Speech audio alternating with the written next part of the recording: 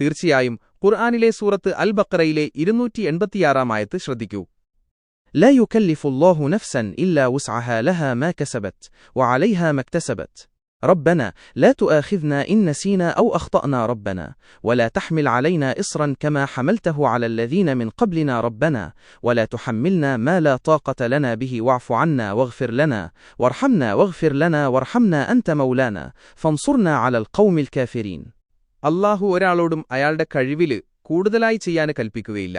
ഓരോരുത്തർക്കും താനുണ്ടാക്കിയ നന്മയുടെ പ്രതിഫലവും താന് ചെയ്ത തിന്മയുടെ ശിക്ഷയുമുണ്ട്. ഞങ്ങളുടെ രക്ഷിതാവേ, ഞങ്ങള് മറന്നുപോവുകയോ തെറ്റു ചെയ്യുകയോ ചെയ്തുവെങ്കില് ഞങ്ങളെ നീ ശിക്ഷിക്കരുതേ. ഞങ്ങളുടെ രക്ഷിതാവേ, ഞങ്ങളുടെ മുൻഗാമികളുടെ മേല് നീ ചുമത്തിയതുപോലുള്ള ഭാരങ്ങള് ഞങ്ങളുടെ മേല് ചുമത്തരുതേ. ഞങ്ങളുടെ രക്ഷിതാവേ, ഞങ്ങൾക്ക് താങ്ങാന് കഴിയാത്തത് ഞങ്ങളെ നീ വഹിപ്പിക്കരുതേ.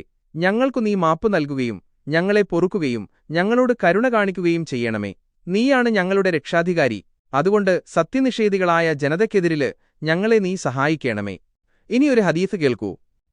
عن عمر بن الخطاب رضي الله عنه قال: سمعت رسول الله صلى الله عليه وسلم يقول: إنما الأعمال بالنيات وإنما لكل امرئ ما نوى فمن كانت هجرته إلى الله ورسوله فهجرته إلى الله ورسوله ومن كانت هجرته لدنيا يصيبها أو امرأة ينكحها فهجرته إلى ما هاجر إليه.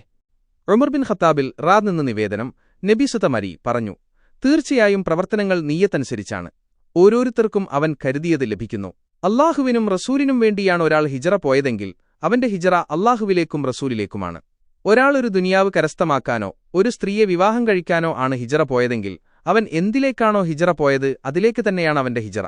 ബുഖാരി, മുസ്ലിം. ഈ ആയത്തും ഹദീസും നമ്മളെ ഒരുപാട് ചിന്തിപ്പിക്കുന്നവയാണ്. നമ്മുടെ കഴിവിനപ്പുറം അല്ലാഹു നമ്മളെ ബുദ്ധിമുട്ടിക്കില്ലെന്നും നമ്മുടെ ഓരോ പ്രവൃത്തികളും നീയത്തനുസരിച്ചായിരിക്കുമെന്നും നമ്മെ ഓർമ്മിപ്പിക്കുന്നു.